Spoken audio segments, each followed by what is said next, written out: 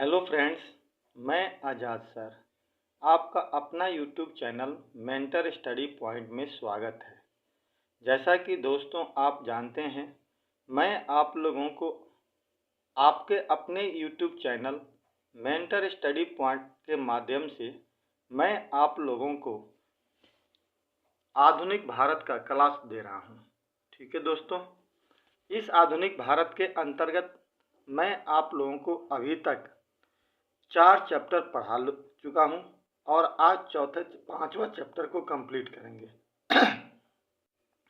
इस 5वें चैप्टर को हम लोग ब्रिटिश राज का आर्थिक प्रभाव के नाम से जानते हैं, जिसमें हम लोगों को टोटल 6 टॉपिक पढ़ना था, जिसमें से मैंने अभी तक आप लोगों को 4 टॉपिक पढ़ा दिया है। पहला एक औपनिवेशिक चरण को पढ़ाया हमने, फिर हमने भू राजस्व व्यवस्था को आपको बताया, फिर हमने हस्तशिल्प के पतन कैसे हुए इसके बारे में चर्चा की। उसके बाद हमने ये भी चर्चा किया कि धन का पलायन कैसे हुआ। ठीक है दोस्तों, आज हम लोगों को बात करना है कृषि का वाणिज्यीकरण, और फिर हम लोग भारत में उद्योग की स्थापना कैसे होती है इसकी चर्चा करेंगे। थोड़ा कृषि के वाणिज्यीकरण की बात करने से पहले दोस्तों, मैं आप लोगों से फिर से एक बार रिक्वेस्ट करता हूं कि अगर आपने अभी तक चैनल को सब्सक्राइब नहीं किया है तो प्लीज़ दोस्तों आपसे रिक्वेस्ट है, चैनल को सब्सक्राइब कर दीजिए और अपने दोस्तों के बीच में ज़्यादा से ज़्यादा शेयर करने का प्रयास कीजिए, और वीडियो देखिए तो एक लाइक ज़रूर कर दीजिए। ठीक है दोस्तों, चलिए आगे हम लोग बात करते हैं कृषि का वाणिज्यीकरण। अब देखिए, कृषि समझते हैं ये खेती करना, चूँकि भारत कृषि प्रधान देश है तो कृषि से हम सभी लोग वाकिफ है। वाणिज्यीकरण का मतलब होता है कि ऐसी कोई वस्तु जिसका प्रयोग, यानी कृषि से जुड़ा हुआ, ऐसी कोई कृषि से जुड़ी हुई वस्तु जिसका प्रयोग हम पहले राष्ट्रीय स्तर पे करते थे और बाद में उसे जब हम अंतर्राष्ट्रीय स्तर पे करने लगे तो उसको हम लोग वाणिज्यीकरण कहते हैं। कहने का मतलब कि जब कोई खेती, यानी जैसे कपास की खेती को जब हम पहले भारत के एक राज्यों से दूसरे राज्यों में भेजते थे तो उसे हम वाणिज्यीकरण नहीं कहते थे, लेकिन जब उसे हम भारत से लेकर के लंदन भेजना शुरू कर दिए तो हमने कहा कि हमने कपास की खेती का क्या कर दिया, वाणिज्यीकरण कर दिया। ठीक है दोस्तों, यानी कमर्शलाइजेशन कर दिया, यानी एक देश से दूसरे जगह भेजने का उसका सबूत दे दिया और उसको भेजने लगे, उसका प्रयोग हम दूसरे देशों में भी करने लगे। इसी को हम लोग कृषि का वाणिज्यीकरण कहते हैं। भारत में भी बहुत सारी ऐसी कृषि होती थी जिसका वाणिज्यीकरण किया गया, जिसमें मुख्य रूप से चाय आता है, रेशम आता है, सूती वस्त्र आता है, और साथ ही साथ अफीम है। ठीक है दोस्तों, नील की खेती है। ये सब हमारे यहाँ क्या हुआ था, वाणिज्यीकरण इनका किया गया था। ठीक है दोस्तों, तो छोटी सी समझ में आ गई होगी कृषि का वाणिज्यीकरण से क्या तात्पर्य है। कृषि के वाणिज्यीकरण से तात्पर्य यह है कि जब कोई वस्तु पहले उसका प्रयोग हम राष्ट्रीय स्तर पे करते थे, अब उसका प्रयोग राष्ट्रीय स्तर से अंतर्राष्ट्रीय स्तर पे करने लगे तो उसे हम कहते हैं कि इसका हमने कृषि का वाणिज्यीकरण कर दिया है। ठीक है, चलिए बात करते हैं हम लोग।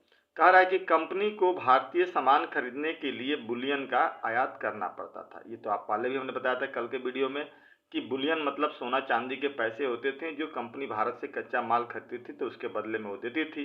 अब कंपनी चाहती थी कि हम लंबे समय तक इसका इस्तेमाल ना करें, बुलियन हम बाहर से ना मंगाएं, क्योंकि भारत में दे करके जा रहे थे, तो उसका वो एक विकल्प ढूंढना चाहती थी। तो मैंने कल कहा था कि टैक्स वसूलना उन्होंने शुरू किया था। अब टैक्स के साथ साथ यहीं पे कृषि करने का भी अधिकार उन्होंने ढूंढना शुरू कर दिया। वही बात बता रहा है, बुलियन को अधिक समय तक आयात न किया जाए, इसके लिए उसने भारतीय जनता से करों की वसूली की और इस योजना को क्रियान्वयन करने के लिए कृषि का वाणिज्यीकरण कर दिया। पहले तो कर वसूला और फिर बाद में उसका वाणिज्यीकरण यानी कमर्शलाइजेशन कर दिया। अब कह रहा है कि कंपनी ने जिन फसलों पर अपना ध्यान ज़्यादा केंद्रित किया उनमें नील, कच्चा रेशम, कपास, अफीम एवं चाय की खेती थी। कौन कौन था बेटा, तो नील की खेती, कच्चा रेशम की खेती, कपास की खेती और अफीम की खेती और चाय की खेती होती थी, जिसको उसने कमर्शलाइजेशन करने का प्रयास किया। अब क्यों किया, तो कच्चा रेशम का उपयोग ब्रिटेन के बुनकरों द्वारा किया जाता था। मतलब कच्चा जो रेशम होता था ना, उसका उपयोग ब्रिटेन में किया जाता था, लेकिन ब्रिटेन में उस समय उतना कच्चा माल नहीं हो पाता था। साथ ही साथ अगर ब्रिटेन में होता भी था और ब्रिटेन दूसरे देश से मंगाता भी था तो वो मंगाता था अमेरिका से। और चूंकि उस परिस्थिति में एक कहानी में जोड़ देता हूँ इसमें, अमेरिका में चूंकि क्रांति छिड़ गई थी 1775 ईस्वी में, तो ऐसी स्थिति में अमेरिका से कोई भी चीज लाना इंग्लैंड के लिए मुश्किल हो रहा था, तो उसका विकल्प अब इंग्लैंड खोज रहा था कहीं और जगह पे। कपास वहाँ से लाते थे लोग अमेरिका से, वो लोग अमेरिका से कपास आना बंद हो गया, तो उन्होंने भारत की तरफ इसका रुख किया। भारत से अब ये कच्चा माल वहाँ पहुँचाने लगे ताकि उन बुनकरों को बनाने में कोई असुवियत मतलब असुविधा ना हो। तो इसीलिए कच्चा रेशम का उपयोग ब्रिटेन के बुनकर द्वारा किया जाता था, परंतु रेशम का उत्पादन वहाँ नहीं किया जाता था। पहले अमेरिका से मंगाया, जब नहीं हुआ तब और यहीं से बात कपास के लिए भी थी। अब यही जब वहाँ नहीं होता था तब जाकर के उन्होंने भारत में कपास पैदा करना शुरू किया और यहाँ से फिर लंदन लेकर जाना शुरू कर दिए।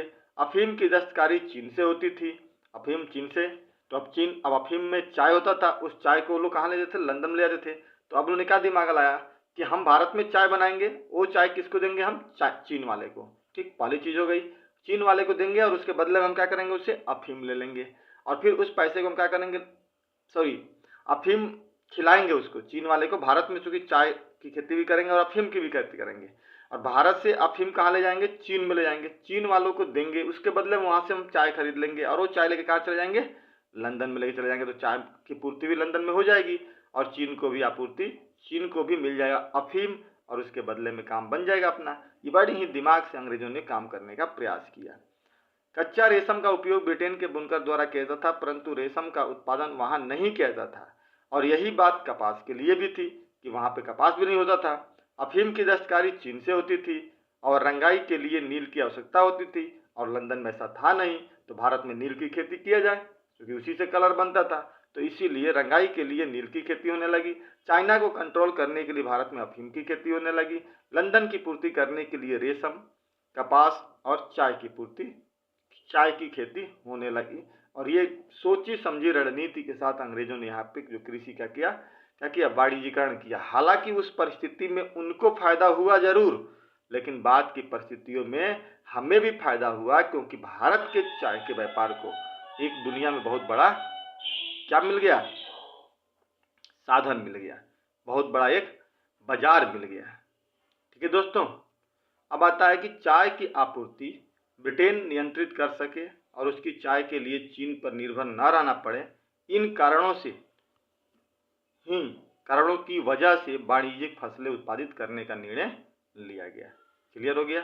अब कह रहा है कि 1833 ईस्वी में अंग्रेजों को यह अनुमति मिल गई कि वह भारत में भूमि खरीद सकते हैं। अब देखिए यहाँ से एक फायदा हो गया उनको कि 1833 का जो चार्टर एक्ट था, ऐसे 1813 में तो उन्हें यह अधिकार मिल गया कि व्यापार करने आ जाएं, लेकिन यहाँ उनको यह अधिकार मिल गया कि यहाँ पर जमीन खरीद ले।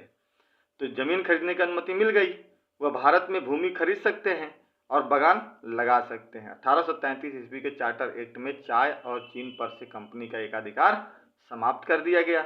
अब जब समाप्त हो गया तो अब लंदन के बहुत सारे लोग जो थे भारत में आकर के जमीन खरीद करके यहाँ पे बागान लगाना शुरू कर दिए। कह रहा है कि भारत में पहला चाय बागान असम में 1835 में लगाया गया और भारत में उत्पादित चाय 1838 ईस्वी में लंदन में बेची गई। ठीक, जब कंपनी का प्रयोग सफल रहा तब कंपनी ने अपने चाय बागान का आवंटन मतलब बेचना व्यक्तिगत कंपनियों को कर दिया, दूसरे को बेचना कर दिया, दे दिया उनको। इस कंपनी में सबसे पहली कंपनी असम चाय कंपनी थी, जिसकी स्थापना 1839 ईस्वी में हुई थी। असम में चाय फैक्ट्री है वहाँ पे।